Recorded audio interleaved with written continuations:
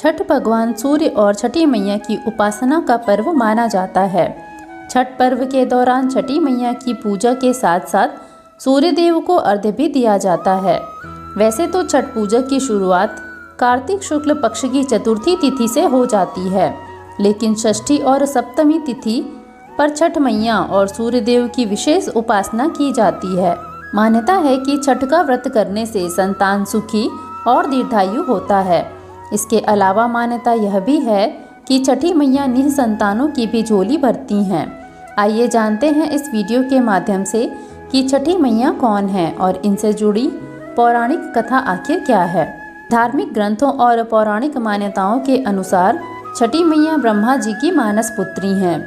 यह सूर्य देव की बहन भी मानी जाती हैं।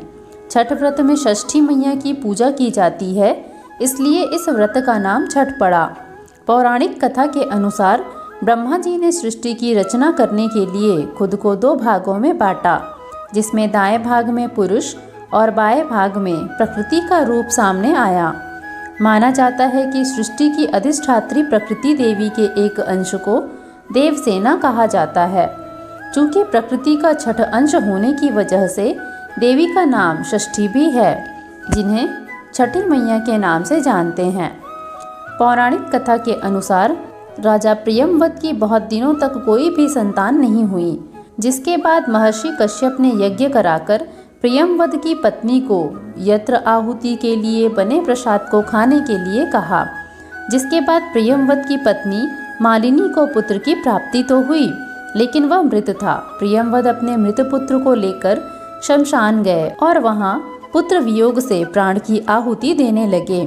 कहते हैं कि उसी वक्त ब्रह्मा जी की मानस पुत्री देवसेना प्रकट हुई और उन्होंने कहा वे षष्ठी माता हैं और उनकी पूजा करने से पुत्र की प्राप्ति होगी।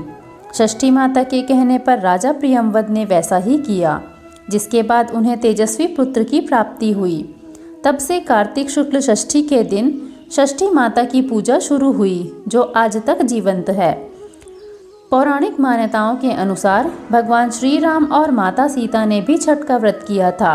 कहा जाता है कि लंका पर विजय प्राप्त करने के बाद कार्तिक शुक्ल षष्ठी तिथि को माता सीता और भगवान श्री राम ने छठ का व्रत रखा था और सूर्य देव की पूजा की थी। एक अन्य पौराणिक मान्यता के अनुसार महाभारत काल में सूर्य पुत्र कर्ण ने भी सूर्य देव की उपासना की थी। ऐसा माना जाता है कि कर्ण भगवान सूर्य के परम भक्त थे। वे प्रतिदिन कमर तक पानी में खड़े होकर सूर्य देव की उपासना किया करते थे। मान्यता है कि सूर्य देव की कृपा से ही वे महान योद्धा बने थे। दोस्तों, अगर आपको यह जानकारी पसंद आई हो तो वीडियो को लाइक और शेयर ज़रूर करें। ऐसी ही अन्य धार्मिक जानकारियों के लिए चैनल को सब्सक्राइब ज़रूर करें।